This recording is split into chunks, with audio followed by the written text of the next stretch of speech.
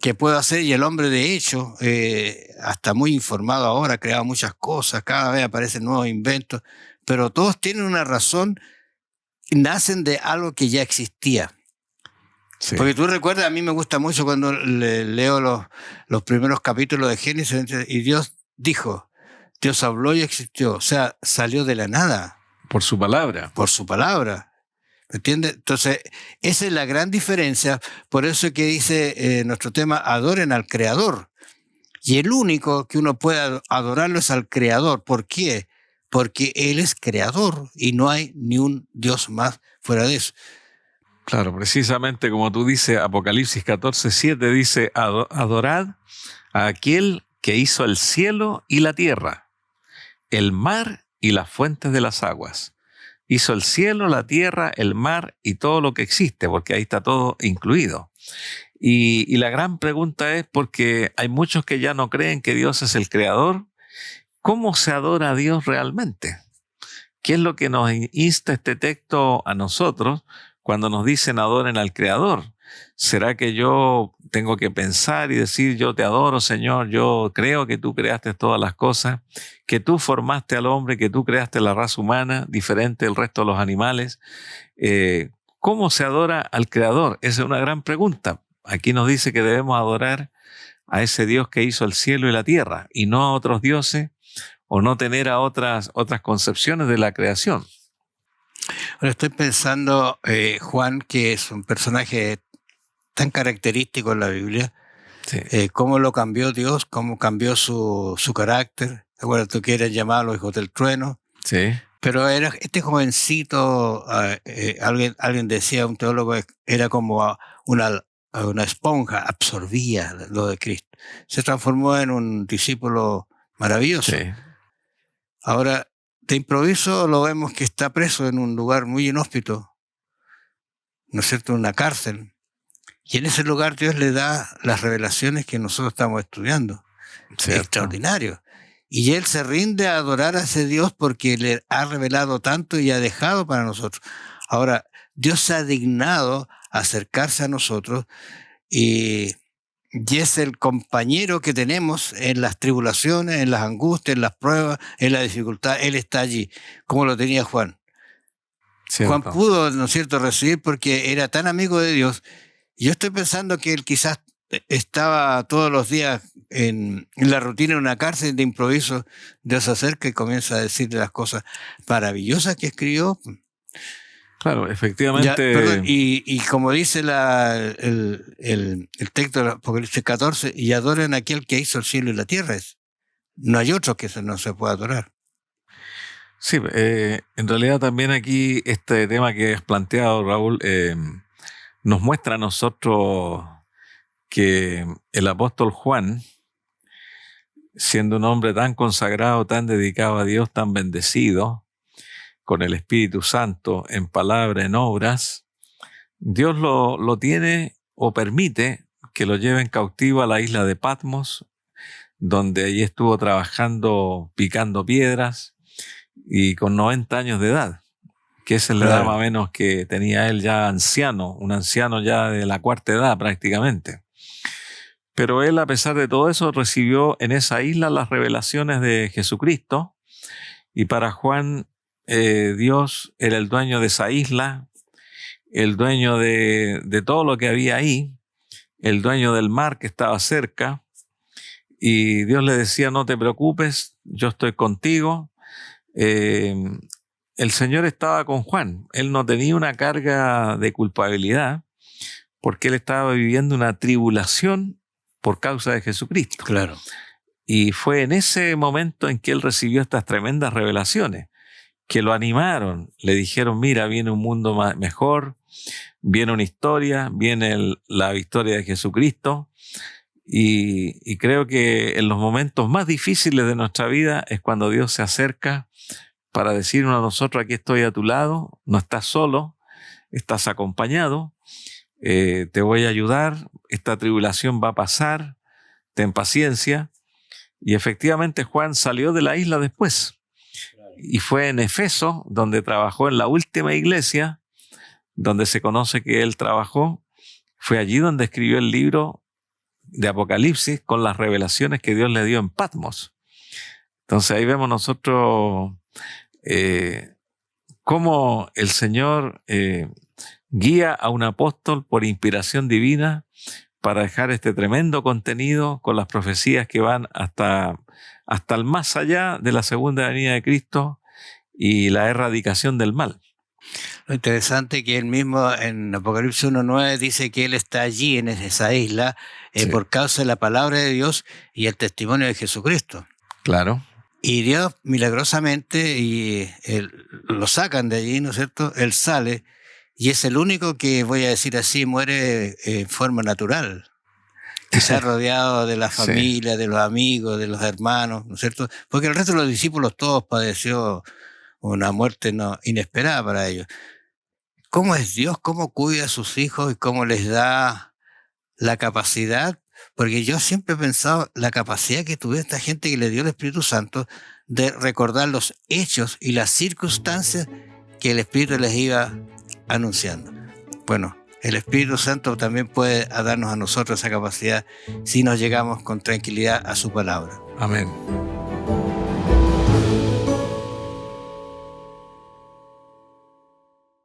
Estaba pensando aquí, vamos a seguir repasando y leyendo algunos textos que ya hemos mencionado porque el contexto es muy hermoso, muy amplio. Quizá uno los lee y pasa a otro texto, pero hay que quedarse un poquito meditando.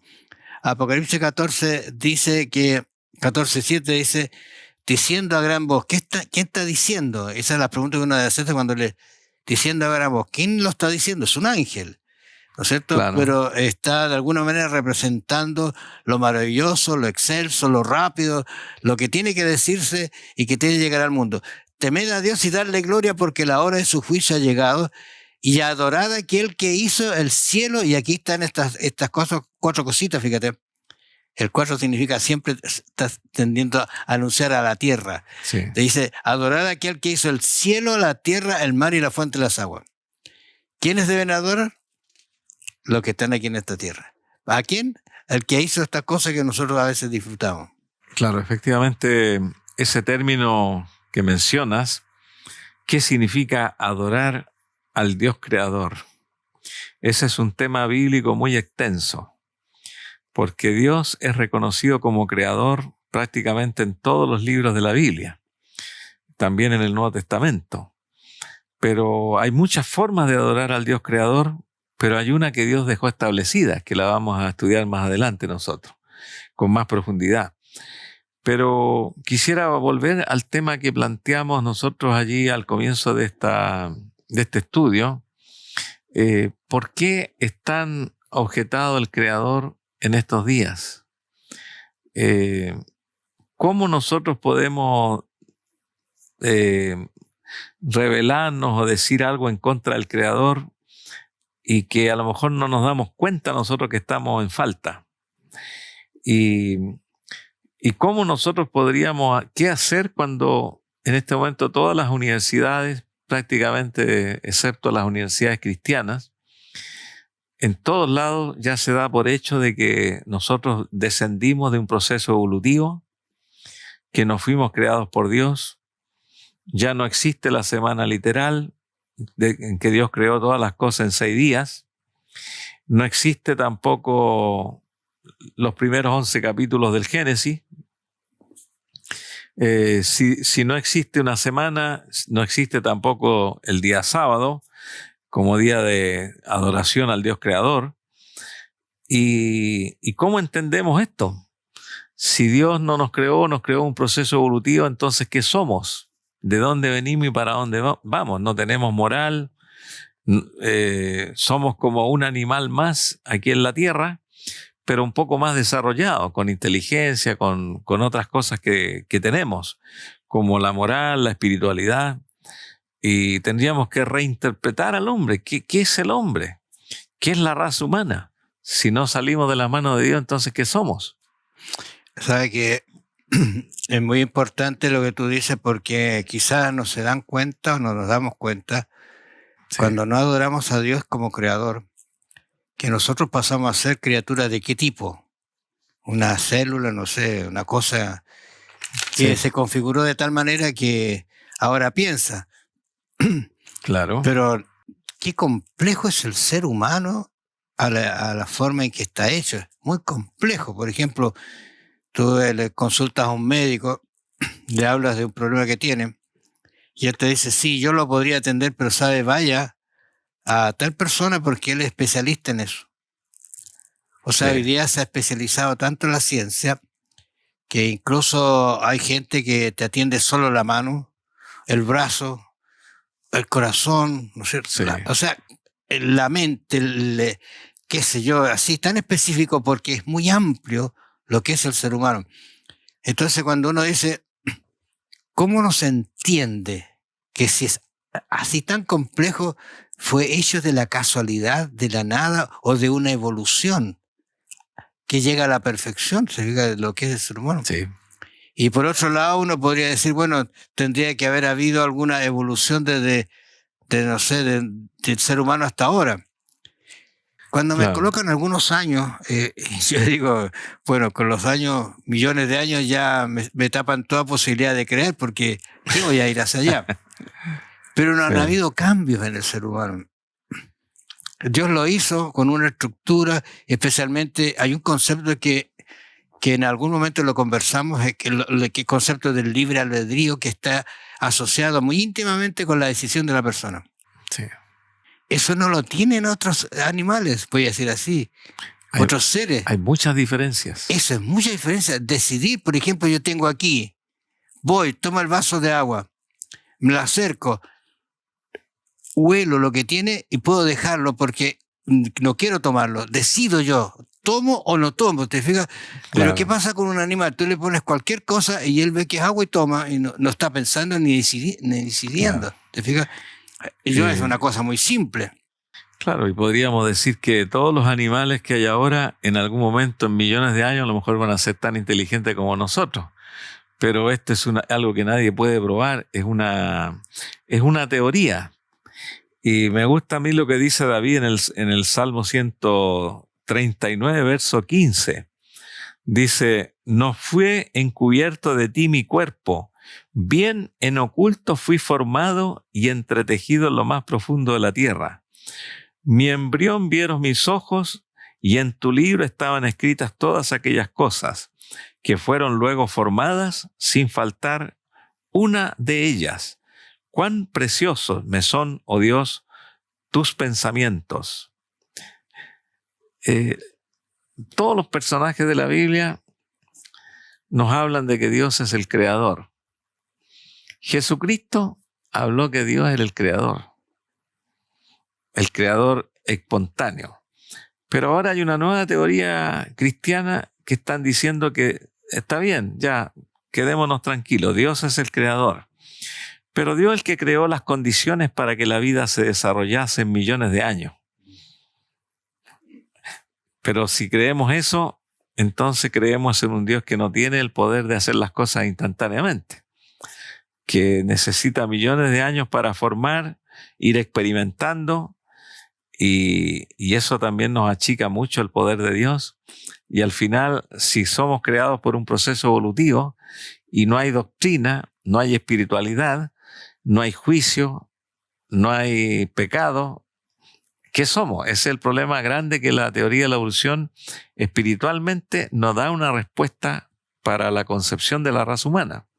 Estoy recordando el libro de Eclesiastés, tú recuerdas, lo escribe un hombre muy inteligente.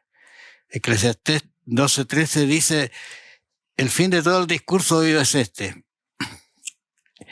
Uno cuando dice esa frase, la está diciendo un hombre que vivió la vida, todo lo que se le viene al antojo lo tuvo, lo hizo, lo pensó, ¿entiendes? Pero al final dice, recuerden que el fin de todo discurso oído es de, teme a Dios y guarda sus mandamientos, porque esto es todo del hombre. Ese es todo el hombre. O sea, yo creo que qué palabra más sabia. ¿Cómo nosotros nos rebajamos a pensar que somos seres que venimos, no sé, de otro animal, Sí, de una molécula, una célula, no sé. Y tú has leído el último pasaje casi del libro de Eclesiastés, pero en el capítulo 12:1 él dice, acuérdate de tu Creador. De tu Creador, exactamente. Entonces, la Biblia da por hecho que Dios es el Creador y nunca se puso en duda. Entonces, nosotros tenemos ahora una opción en estos días finales. Podemos tener toda la teoría que nos enseñen, las pruebas a través de las piedras, la arqueología, los descubrimientos, y decirnos que existieron seres vivos hace millones de años, como son los dinosaurios. Este dinosaurio vivió 260 millones de años atrás y más o menos tuvo en el mundo 100 millones de años y después desapareció. Eso es lo que enseña la teoría de la evolución, que nosotros también algún día vamos a desaparecer como raza o algunos animales van a desaparecer. Pero eso es la explicación que nosotros queremos dar, que existió un diluvio universal que fue la muerte de todos esos animales. ¿Cómo se convirtieron en piedra? Ese es el tema que está en discusión. Que hace 4.500 años atrás existió un diluvio. ¿Cómo los seres vivos que ahora están descubriendo ahí los tremendos esqueletos de dinosaurios y de otros animales, que ellos cuando examinan esas piedras dicen esta piedra tiene 260 millones de años, según el carbono 14 con el cual lo analizan? Pero allí donde está el error. No necesitan 200 millones de años para transformarse en piedra. Eso puede ocurrir en muchos años, menos años. Depende de las condiciones del suelo. Claro. Y eso también es discutible, no es probado. Sí, solo que la teoría del carbono 14 está un poquito obsoleta ya, pero siguen todavía algunos hablando de ella. Sí. Pero lo interesante es que Dios dice que lo teman, que le adoren, pero para eso el ser humano tiene que guardar sus mandamientos. Exacto.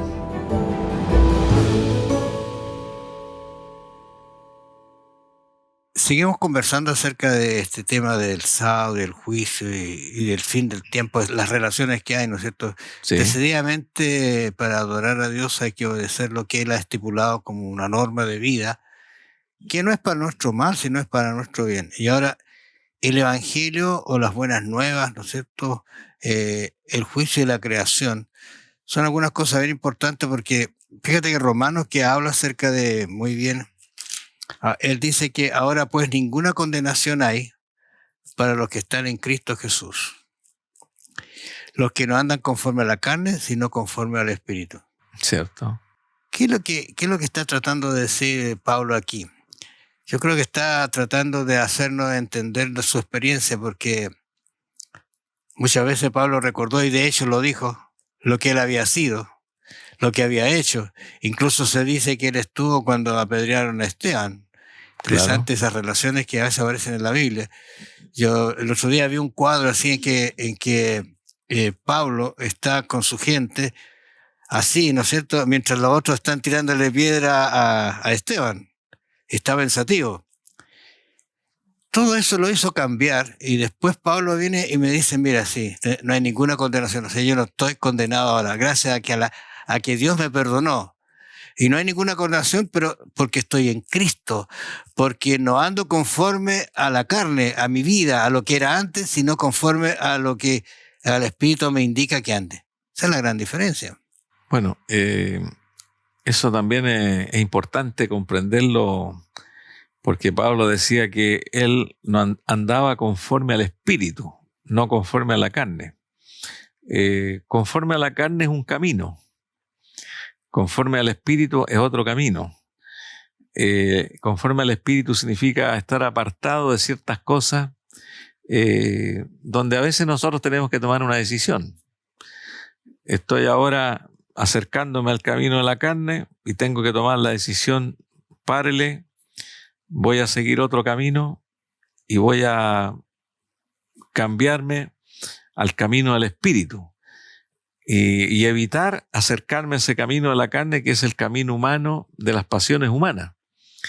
Entonces el apóstol Pablo, igual que todos nosotros, no hemos vencido totalmente esa tendencia hacia el mal, pero sí nos esforzamos todos los días por caminar en la senda de los pasos de Jesucristo, con mucha oración, mucha dificultad, a veces con mucho arrepentimiento, confesión de pecados, pero estamos siempre tratando de volver al camino.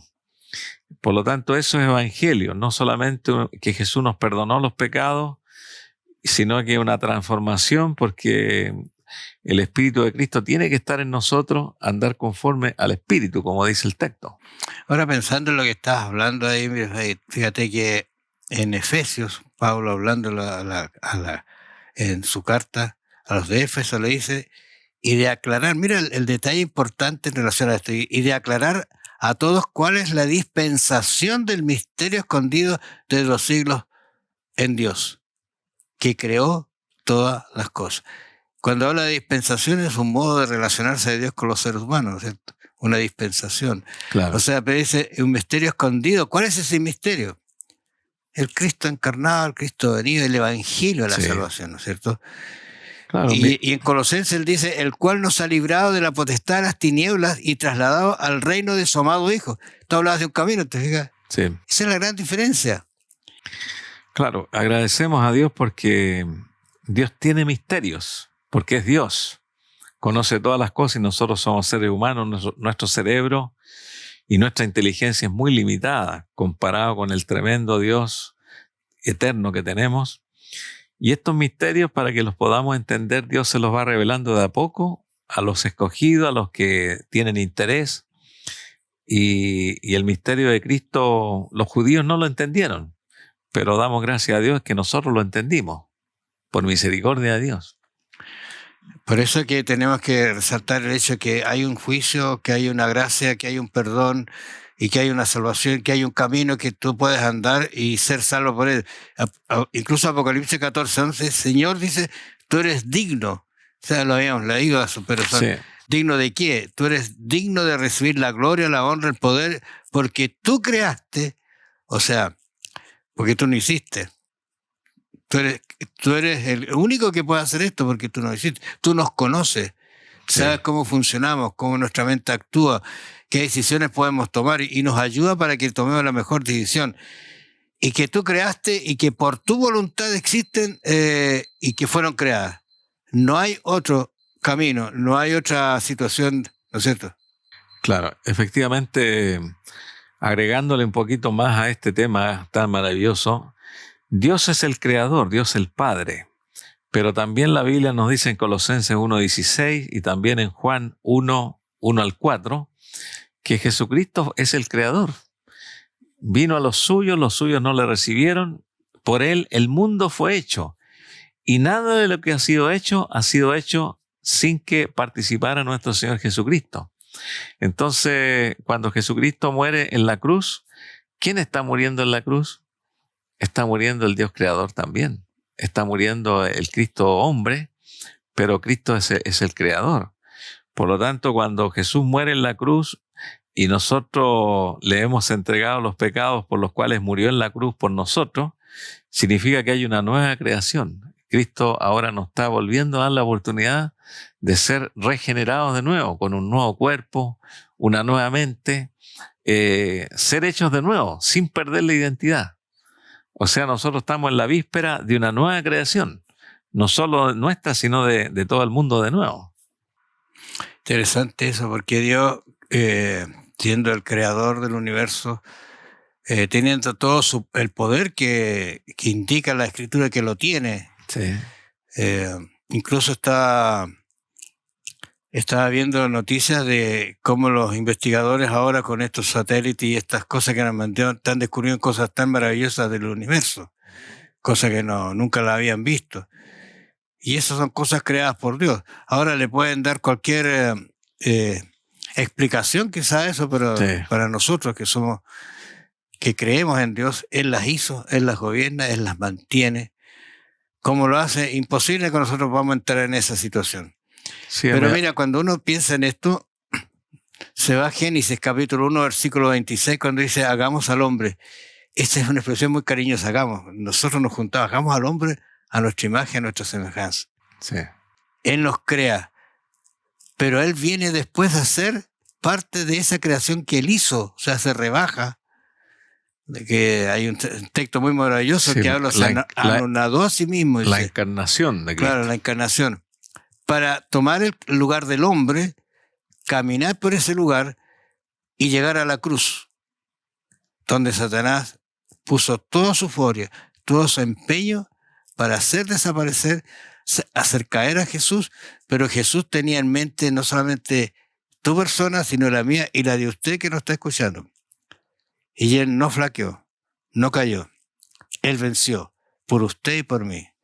¿No le debería dar gracias a Dios por eso? ¿No debería usted arrodillarse y decirle gracias porque no solo eres creador del universo, sino de una nueva vida para mí y una nueva relación con Él para gozarla por la eternidad? Piénselo, mediten esto. Nos encontramos la próxima semana.